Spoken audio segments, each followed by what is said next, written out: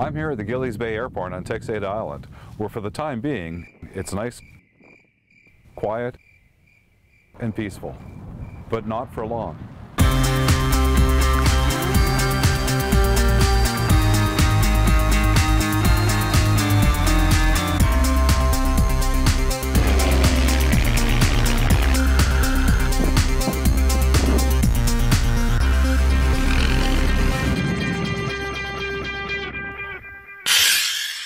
Texada Island recently was the setting for an aviation weekend.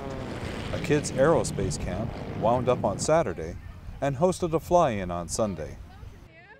The aerospace camp uses some unique equipment to teach aviation skills. And we are the only aerospace camp in Western Canada that I know of that has this range and this extent of equipment.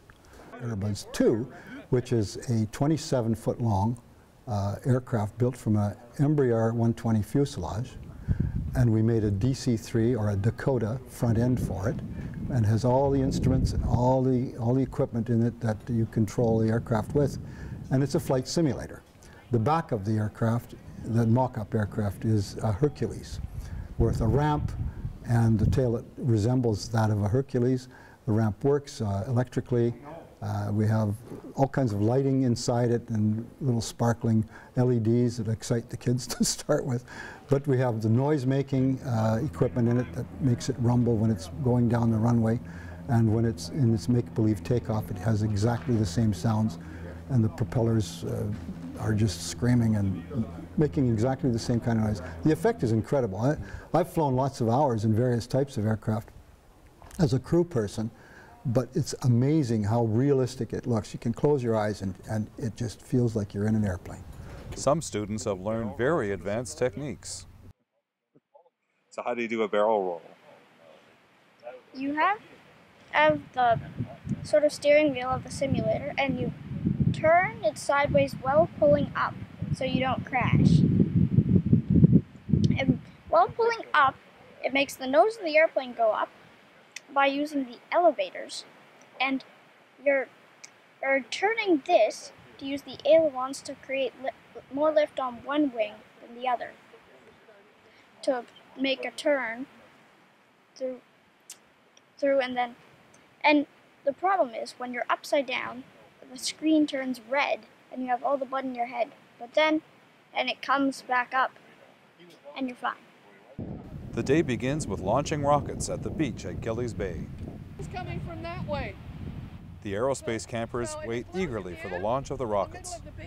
While they wait, they get a safety briefing and instructions on how to retrieve the rockets. Check the launch controls, load the rocket,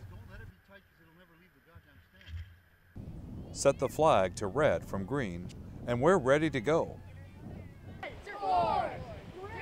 The countdown.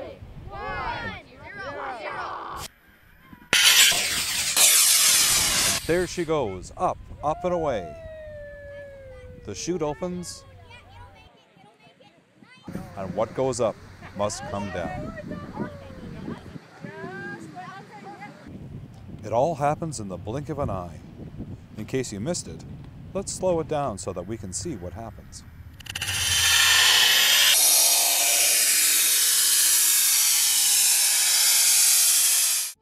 And now it's graduation time.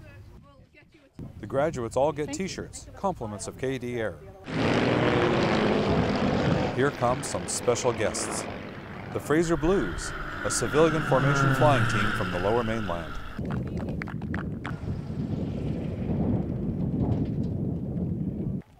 And a medal pinned on their shirts by one of the Fraser Blues team members.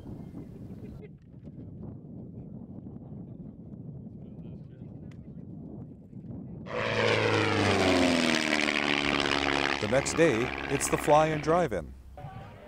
A mixture of classic cars,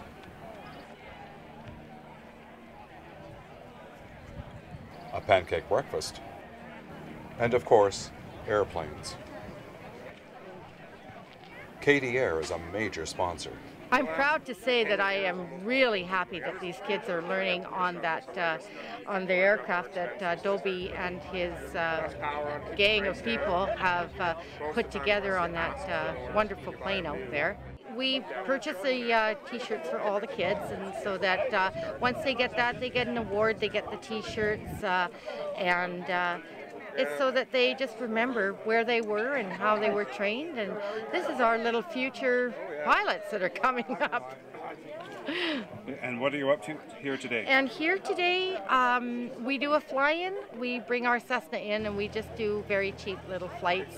It's not really a lot of money making, but it brings the kids so that they can feel that they've gone up for a 15-20 minute sightsee and know how it feels up in the air.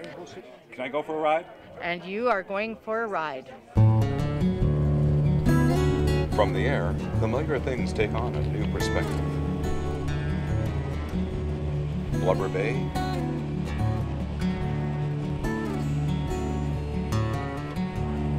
Bonanda,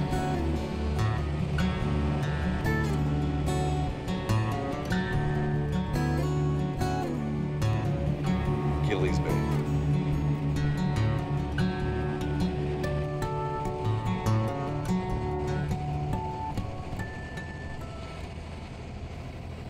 And all too soon, it's time to come back to Earth. Back next year.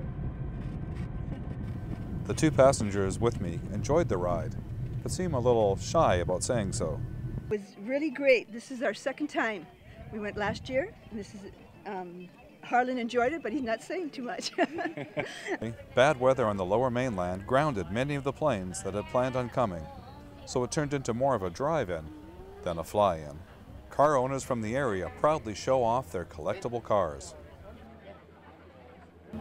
A Mustang, some Chevys, slightly upgraded in the muscle department, including my, I wish, Stingray, a 1920s era Buick.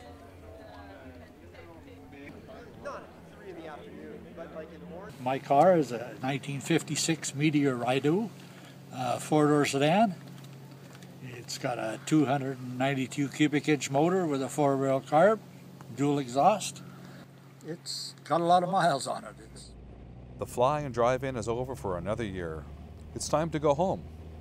You might say, it's time to take off. Check Texada.org for more information.